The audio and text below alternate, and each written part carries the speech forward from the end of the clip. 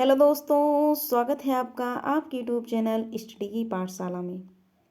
जैसा कि आप जानते हैं, डेली हिंदी व्याकरण के नाम से सीरीज चल रही है, जिसमें आपके साथ डिस्कस किया जाता है विलोम शब्द, वाक्यों, वर्तनी शुद्ध, अनेक शब्दों के एक शब्द, तत्सम एवं तद्भव शब्द हो गया, विशेषण एवं विशेष्य हो गया, पर्यायवाची शब्द डिस्कस किए जाते हैं। तो उसी के क्रम में बढ़ते हुए आइए आज की क्लास स्टार्ट करें। अगर आप इस चैनल पर नए हैं तो चैनल को सब्सक्राइब कर लीजिए, बेल आइकन को प्रेस कर लीजिए, जिससे आपको अगले वीडियो का नोटिफिकेशन मिल सके। तो आइए डिस्कस करें विलोम। सबसे पहले विलोम शब्द। विलोम शब्द में पहले शब्द है, उसके बाद उसका विलोम है। ध्यान रखिएगा, पहले शब्द उसके बाद उसका विलोम। तो पहला शब्द क्या है? करुण। करुण का जो विलोम होता है क्रूर या निष्ठुर। करुण का विलोम क्रूर या निष्ठुर। कल्पनातीत। कल्पनातीत का विलोम काल्पनिक। कदाचार। कदाचार का विलोम सदाचार। खंडन। खंडन का विलोम मंडन। ख्यात। ख्यात का विलोम क्या है? कुख्यात। अगर बात करें करुण, करुण का जो विलोम है क्रूर या निष्ठुर है। तो क्रूर या निष्ठुर किसका पर्यायवाची होता है? ध्यान रखिएगा, क्रूर या निष्ठुर किसका पर्यायवाची है? तो निर्दय। निर्दय का जो पर्यायवाची होता है क्रूर या निष्ठुर, या आप कह लीजिए निर्मम। निर्मम, बिना ममता के। निर्मम क्या है? बिना ममता के। बेरहम। बेरहम हो गया। ये सब किसकी पर्यायवाची है? तो ध्यान रखिएगा, निर्दयी क्या है? निर्दय की क्या है? पर्यायवाची है। तो क्रूर निष्ठुर। अब आप देखिए कि पर्यायवाची से कैसे विलोम बन रहा है। ऐसा ही नहीं कि करुण का विलोम आपको क्रूर या निष्ठुर ही मिल जाए, हो सकता हो आपको निर्मम भी मिल सकता है, बेरहम भी मिल सकता है। इसलिए आपको पर्यायवाची क्या है याद करना जरूरी है। ध्यान रखिएगा, पर्यायवाची किसका? निर्दय का पर्यायवाची क्या है? क्रूर या निष्ठुर है, बेरहम है, निर्मम है। और बेदर्द भी होता है किसका पर्यायवाची? तो निर्दय का पर्यायवाची। आगे बात करें, आगे क्या है? कल्पनातीत। कल्पनातीत। कल्पनातीत एक क्या है? वाक्यांश के लिए एक शब्द है। ध्यान रखिएगा, कल्पनातीत वाक्यांश के लिए एक शब्द है। कल्पनातीत होता क्या है? जो कल्पना से परे हो। जो कल्पना से परे हो उसे क्या कहा जाता है? कल्पनातीत। ध्यान रखिएगा, कल्पना से परे अर्थात आप उसकी कल्पना नहीं कर सकते। कल्पनातीत अर्थात क्या है? जिसकी आप कल्पना नहीं कर सकते वही कल्पनातीत है। और जबकि इसका विलोम क्या है? काल्पनिक। ध्यान रखिएगा, काल्पनिक आप कल्पना कर सकते, इसीलिए क्या है? काल्पनिक है। तो कल्पनातीत का विलोम क्या है? काल्पनिक। कदाचार। कदाचार का जो विलोम है सदाचार। कदाचार। कदाचार का विलोम सदाचार। खंडन। खंडन का विलोम क्या है? मंडन। खंडन का तात्पर्य आप जानते हैं कैसे? खंडित करना या तोड़ने से तात्पर्य है। खंडन का तोड़ने से तात्पर्य है। और जबकि मंडन का जो अर्थ होता है, मंडन से आप ध्यान रखिएगा, यह अलंकृत करने वाला अर्थात जोड़ने वाला। मंडन क्या है? जोड़ने वाला अथवा अलंकृत करने वाला, जबकि खंडन क्या है? तोड़ने से संबंधित है। ख्यात। ख्यात का जो विलोम होता है कुख्यात। ख्यात का विलोम कुख्यात। आइए एक बार रिपीट करें। करुण। करुण का विलोम क्या है? क्रूर या निष्ठुर। क्रूर या निष्ठुर किसका पर्यायवाची है? तो निर्दय का पर्यायवाची है। निर्दय का पर्यायवाची और क्या होता है? बेरहम, बेदर्द, निर्मम, दयाहीन भी किसका पर्यायवाची है? तो निर्दय का पर्यायवाची है। ध्यान रखिएगा, निर्दय क्या होता है? जिसमें दया न हो उसे ही निर्दय कहा जाता है।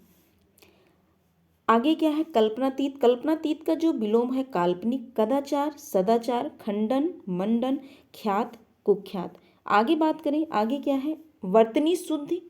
वर्तनी शुद्ध में सबसे पहले ध्यान रखिएगा, अशुद्ध शब्द है, उसके बाद शुद्ध शब्द है। अशुद्ध शब्द उसके बाद शुद्ध शब्द है। अशुद्ध शब्द में क्या है? सबसे पहले अहिल्या।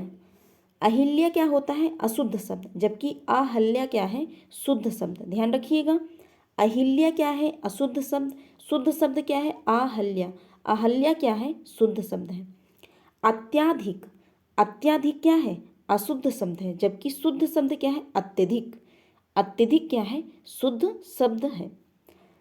सहस्त्र। सहस्त्र क्या है? शुद्ध शब्द है, जबकि सहस्त्र, सहस्त्र क्या है? अशुद्ध शब्द है।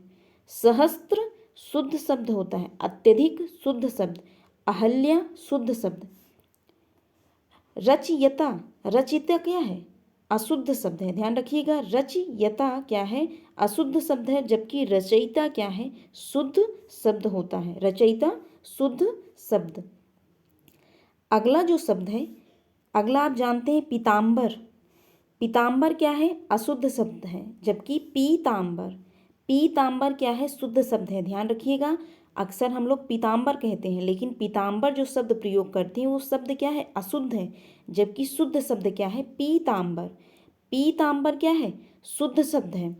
एक बार शुद्ध शब्द डिस्कस कर लिया जाए, रिपीट किया जाए।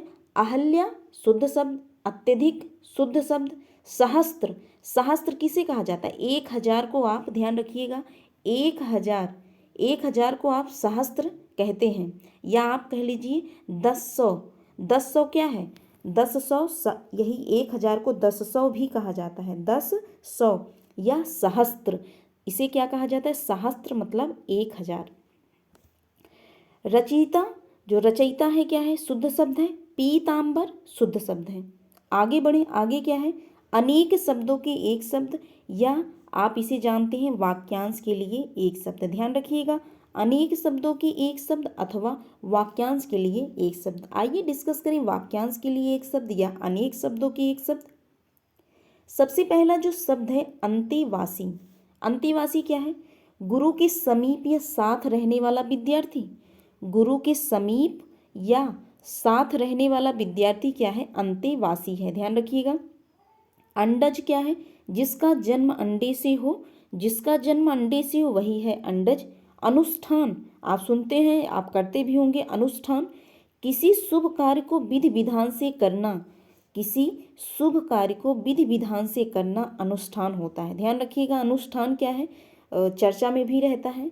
तो अनुष्ठान क्या है, किसी शुभ कार्य को विधि विधान से करना अनुष्ठान है। अथक, अथक क्या है, जो थके नहीं, अर्थात लगातार कार्य करने वाला अथक है। अथक जो थके नहीं अथवा लगातार कार्य करने वाला क्या है, अथक है। अगला क्या है, निष्ठ।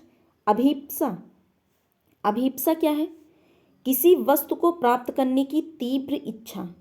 किसी वस्तु को प्राप्त करने की तीव्र इच्छा जो है वो क्या है, अभीप्सा है। ध्यान रखिएगा, अभीप्सा क्या है, किसी वस्तु को प्राप्त करने की तीव्र इच्छा अभीप्सा है। अथक क्या है, जो थके नहीं अर्थात लगातार कार्य करने वाला।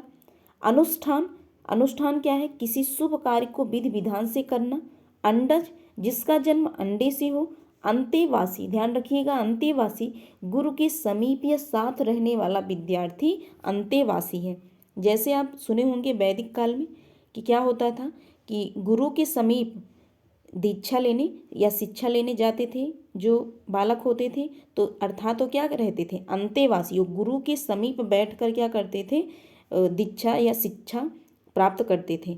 तो वैदिक काल से रिलेट कर लीजिएगा, वैदिक काल से। तो अंतेवासी क्या है, गुरु के समीप या साथ रहने वाला विद्यार्थी। आगे बात करें तद्भव एवं तत्सम। तद्भव एवं तत्सम, सबसे पहले क्या है, तद्भव है, तद्भव अर्थात हिंदी, और तत्सम क्या है, तत्सम क्या है, संस्कृत। तो ध्यान रखिएगा, सबसे पहले क्या है, तद्भव है, ये बात ध्यान रखिएगा, तद्भव है, उसके बाद तत्सम है। तो तद्भव में सबसे पहला जो शब्द है अनूठा। क्या आपने अनूठा शब्द सुना है? अनूठा शब्द क्या होता है, अद्वितीय आपने सुना होगा, अद्वितीय, अनुपम, अनुपम, ये सब किसके पर्यायवाची हैं, अनूठा भी अनुपम का पर्यायवाची है। ध्यान रखिएगा, अनुपम हो गया, अद्वितीय हो गया, अनोखा, अनोखा, तो ये सब पर्यायवाची हैं किसके, अनुपम के। अनुपम का पर्यायवाची क्या है, अनोखा है, अनूठा है, अद्वितीय है, तो ये सब किसके पर्यायवाची हैं, तो अनुपम के पर्यायवाची हैं। ध्यान रखिएगा, अद्वितीय। अनूठा शब्द क्या है, तो अनूठा शब्द तद्भव है, इसका जो तत्सम क्या होता है, अनुत्थ। अनुत्थ क्या है, इसका तत्सम है। आगे बात करें अपाहिज। अपाहिज आप जानते हैं, तो अपाहिज शब्द क्या है, अपाहिज शब्द तद्भव है, जबकि इसका तत्सम क्या है, अपाद हस्त। अपाद हस्त किसका तत्सम है, किसका तत्सम है, तो अपाहिज का। अपना, अपना का तत्सम क्या है, आत्मना। आत्मना शब्द क्या है, तत्सम है। अम्मा, अम्मा, अम्मा एक तद्भव शब्द है, जबकि इसका तत्सम क्या है, अम्ब। अम्ब आप जानते हैं, तो अम्ब शब्द क्या है, तत्सम है किसका, अम्मा का।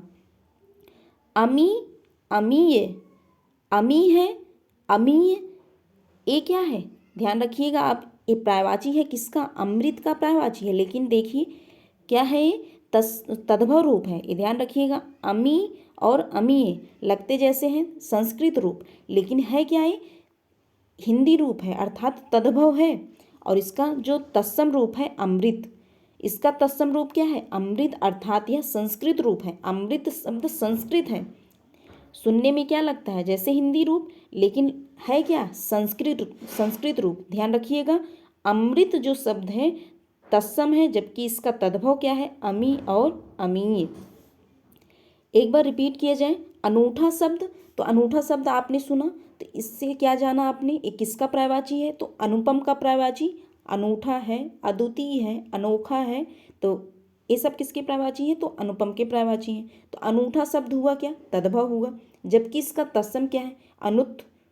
आगे क्या है, अपाहिज।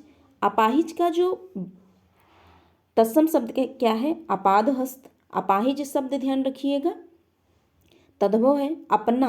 अपना शब्द क्या है, तद्भव है, जबकि इसका तत्सम क्या है, आत्मना। आगे बात करें अम्मा। अम्मा का जो तत्सम क्या है, अम्ब। अमी, अमीय, ये क्या है, तद्भव है, जबकि इसका तत्सम क्या है, अमृत। आगे बात करें, आगे है विशेष एवं विशेषण। तो विशेष क्या होता है, संज्ञा, जबकि विशेषण क्या होता है, विशेषता बताता है। तो सबसे पहला जो शब्द क्या है, सबसे ध्यान रखिए, पहले विशेष है, उसके बाद उसका विशेषण है। विशेष में क्या है, उत्साह। उत्साह शब्द क्या है, विशेष है, जबकि इसका विशेषण उत्साही या उत्साहित। उत्साही या उत्साहित क्या है, कभी कभी आप ज़्यादा उत्साहित हो जाते हैं, तो उत्साहित शब्द क्या है, विशेषता बताता है किसका, आपका विशेषता बताता है, आप उत्साहित हो गए, तो क्या है, विशेषण है, जबकि उत्साह शब्द क्या है, विशेष्य है। उपन्यास, आप पढ़ते भी हैं, तो उपन्यास पढ़ते हैं, तो उपन्यास शब्द है क्या, ध्यान रखिएगा, संज्ञा है, अर्थात विशेष्य है, जबकि इसका विशेषण क्या है, औपन्यासिक। औपन्यासिक क्या है, औपन्यासिक क्या है, विशेषण है, ध्यान रखिएगा, उपन्यास का विशेषण क्या है, औपन्यासिक। आगे बात करें, आगे क्या है, उपासना। उपासना शब्द क्या है, विशेष्य है, जबकि इसका विशेषण क्या है, उपास्य। उपेक्षा, उपेक्षा क्या है, उपेक्षा शब्द क्या है, विशेष्य है, जबकि इसका विशेषण क्या है, उपेक्षित। उपेक्षा क्या मतलब, आप क्या करते हैं, निरादर, यही शब्द क्या है, उपेक्षा का अर्थ होता है। उपयोग, उपयोग शब्द है क्या है, आप किसी भी चीज़ का उपयोग करते हैं, तो वो उपयोग शब्द है क्या, उपयोग शब्द विशेष्य अर्थात संज्ञा है, जबकि इसका विशेषण क्या है, उपयोगी। कहते आप सुने होंगे कि यह वस्तु बहुत उपयोगी है, यह वस्तु बहुत उपयोगी है, तो उपयोगी शब्द आप उस वस्तु की क्या विशेषता बता रहे हैं, उपयोगी शब्द क्या है, विशेषता बता रहे हैं उस वस्तु का, तो वह वस्तु क्या है, बहुत ही उपयोगी है, अर्थात उपयोगी शब्द क्या है, विशेषता है, अर्थात विशेषण है। उपयोग शब्द जबकि क्या है, विशेष है, ध्यान रखिएगा। एक बार फटाफट इसका रिवीजन कर लें, किसका, विशेष एवं विशेषण का। तो उत्साह, उत्साह शब्द है विशेष, जबकि इसका विशेषण क्या है, उत्साही या उत्साहित। उपन्यास, उपन्यास शब्द क्या है, विशेष है, इसका विशेषण क्या है, औपन्यासिक। औपन्यासिक। आगे बात करें, उपासना। उपासना आप सुनते हैं, उपासना। उपासना शब्द क्या क्या विशेषण होता है, उपास्य। उपेक्षा, उपेक्षा का उपेक्षित। उपयोग, उपयोग का विशेषण उपयोगी। उपयोग से ध्यान रखिएगा, आप रिलेट करके ये सब चीज़ें आप अपने आसपास की वस्तुओं से रिलेट करिएगा। आप किस चीज़ का ज़्यादा सोचिएगा, आप किस चीज़ का ज़्यादा उपयोग करते हैं, तो उपयोग शब्द क्या है, संज्ञा है, और उपयोगी क्या है, अगर वो चीज़ आपके लिए उपयोगी है तो वह क्या है, विशेषण है, विशेषता बता रहा है उस वस्तु का। आगे बात करें, आगे क्या है, प्रायवाची शब्द। तो दो प्रायवाची आपके साथ डिस्कस किए जाएंगे, ध्यान रखिएगा, कामदेव और कारागार। कामदेव और कारागार, तो आइए डिस्कस करें। सबसे पहले किसका प्रायवाची, तो कामदेव का प्रायवाची। किसका, कामदेव का प्रायवाची। कामदेव का पर्यायवाची सबसे पहले क्या है? मदन मनोज मयन मनसिज मनमथ मीन केतु मार मकर ध्वज रतिपति रतिनाथ अस्मर पंचसर कंदर्प अनंग पुष्पधन्व। पुष्पधन्वा क्या है? पुष्पधन्वा किसका पर्यायवाची है? तो कामदेव का पर्यायवाची है।